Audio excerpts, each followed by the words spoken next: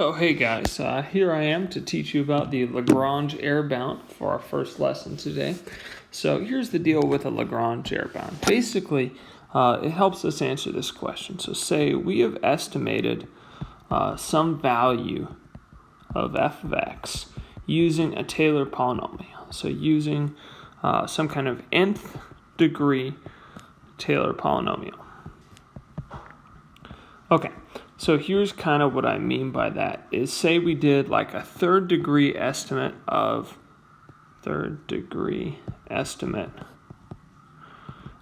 sine of x at x equals 1.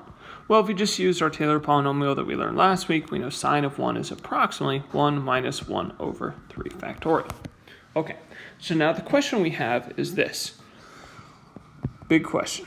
How close is this, or how close is this to the real value of sine of 1?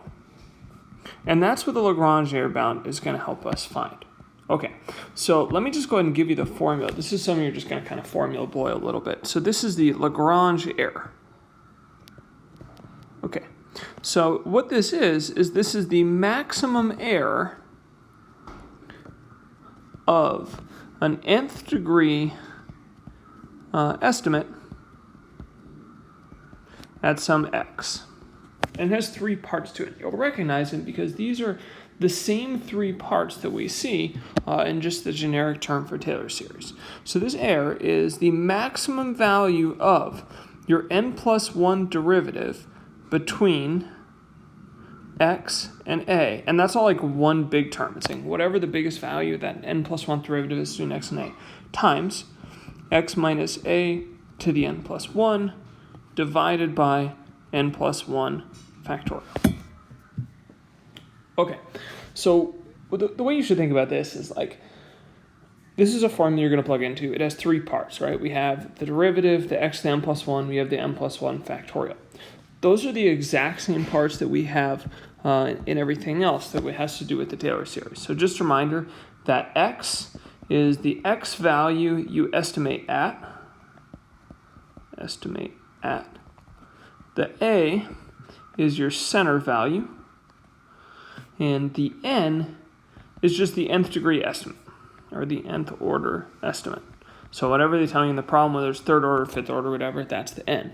So basically what you're doing is it's kind of like the next term. You're generally looking at the next term. So I like to think about these problems as just you pop a zan, just xan. Those are the three things you need to find and write that down. Okay, anyway, the only hard part of this really is like this thing in the absolute value. The key is just figuring out what is the maximum value of that n plus 1th derivative between your x and your a values. And that's what we're going to have to do kind of on a case-by-case basis. Let's talk about what an error bound means briefly. So if you have an error bound, what that kind of means is if the estimate you get is, say, 1.3, if you calculate that you have an error of, say, 0.2, that means that the real value is within 0.2. So you could go like 0.2 in either direction from your estimate. So the real value is within 1.1, oh Jesus, here we go again, 1.1 and 1.5. Okay, so that's kind of what you're saying. When we find an error bound at 0.2, if we had an error bound at 0.1, we'd be somewhere between 1.2 and 1.4. So it's kind of like the worst possible case. Like how far off could you possibly be? Okay, so let's go through. I want to look at like two quick examples to show you today. So first off, let's say I give you this series. So I say f of x equals 3 plus 2x minus 1 minus 8 times x minus 1 squared over 2 factorial, yada, yada, yada. And I'm going to tell you this information, that the third derivative of x is less than or equal to 5 for all x. Okay. And I'm going to ask you to do two things here. Basically, I'll say to get a second degree estimate of f of 1.1, and then to find the Lagrange error bound of that estimate. Okay, Now, the first part of that, finding the estimate, should be like incredibly easy because you've done that a million times. So you just plug that in. So let's go ahead and find that. So we're going to get f of 1.1 is approximately 3 plus 2 times 0.1 minus 8 times 0.1 squared divided by 2 factorial. Whatever this is in your calculator, who cares? And again, all I'm doing there is really just plugging in for the x value up here in your polynomial. Okay, so now let's calculate the Lagrange error. So when we calculate the error, we're just going to use this formula. So the error is, let's see, the maximum of the n plus 1th derivative between x and a. So let's write that down too. I think that's always a good strategy. So again, we're going to pop our zan here. The x we're plugging in is 1.1. The a is 1. The n, let's see, it's at a second degree estimate, so your n is 2, meaning that if you needed to find n plus 1, of course, that's just 3. Okay, so using our formula, we're saying the max of n plus 1 between 1 and 1.1 times 1.1 minus 1 to the third power divided by 3 factorial. Okay, so again, it really only question is figuring out, like, what is this max? So what is this maximum of the third derivative? Okay, so now we're going to look at the problem. Oh my gosh, look, so you're never going to have to do any kind of insane analysis. Usually they'll either give you a graph or just like give you the value. Like here they literally just told you what that maximum is. So let's go ahead and write that down. So the maximum is 5. It's always less than or equal to 5. So that means that your error is, let's plug in a 5 there. So that's 5 times 0.1 to the third divided by 3 factorial. Okay, so this is your error. So that's saying that whatever this decimal is, and actually, oh my God, this worked out so amazing. This decimal, by the way, is 3.16, which is today's date that I'm recording this, March 16th. Oh my God. So what that means is by the error, that means the real value of f of 1.1 is within, or it is at most, this far from our estimate, which is 3.16. Okay, so you better bet that 3.16 is really close. This is a very small fraction to the actual value of f of 1.1. Okay, so that's one example. Another case is I might give you a graph.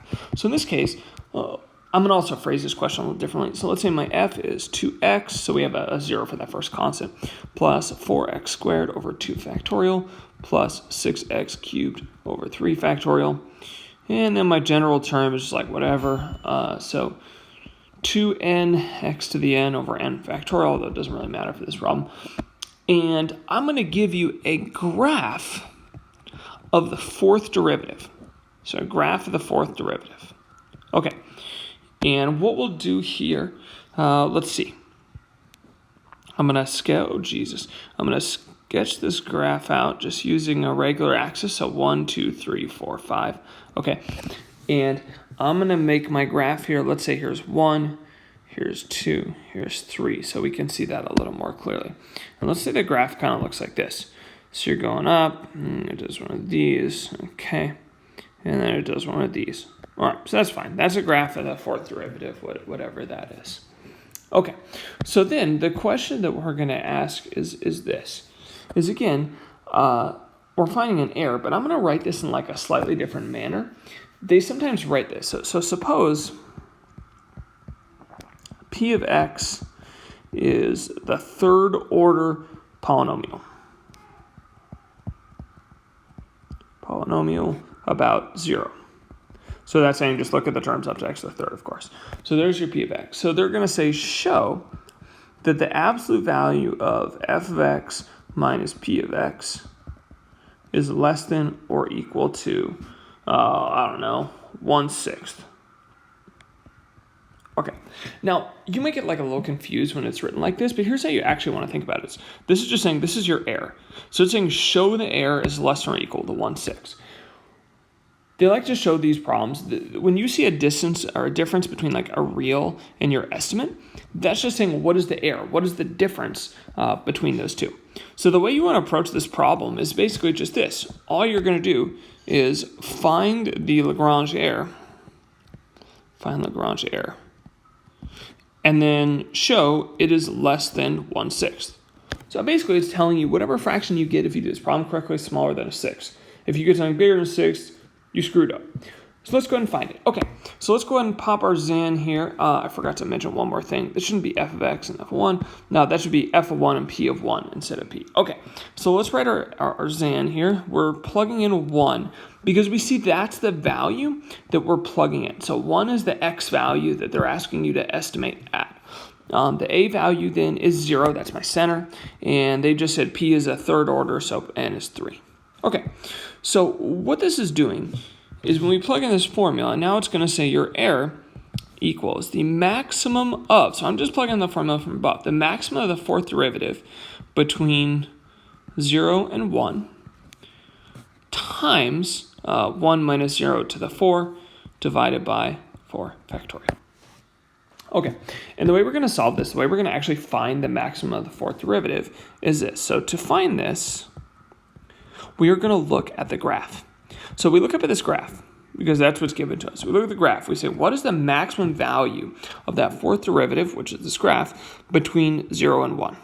Okay, that's not what I meant to do. So we're looking at the graph between 0 and 1. And hopefully you can agree the max height is somewhere around 3.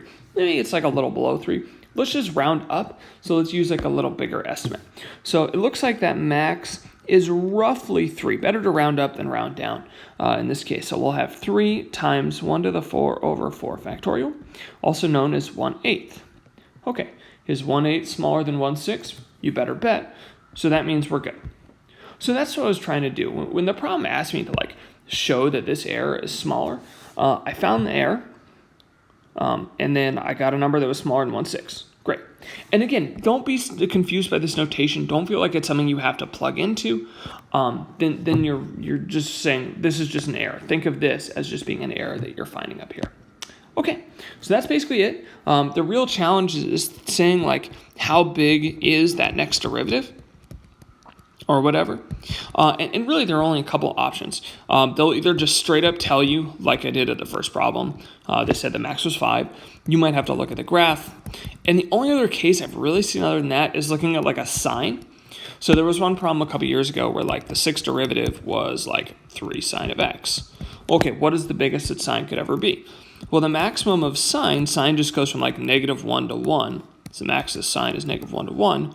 So that means that like the maximum of that sixth derivative in that particular case will be 3, because it'd be 3 times 1 for here. Sine is never going to get bigger than that. But most of the time when you see these problems, they either just tell you what the max is or you just look at a graph. That's pretty much what I've seen every time. Okay, so that was Lagrange airbound. I hope you guys enjoyed this video. Good luck on the homework. Let me know if you have questions. I'll be at office hours. If you guys were curious, the song I started listening to at the start of this was ZZ Top, Lagrange. Okay, have a good day, guys.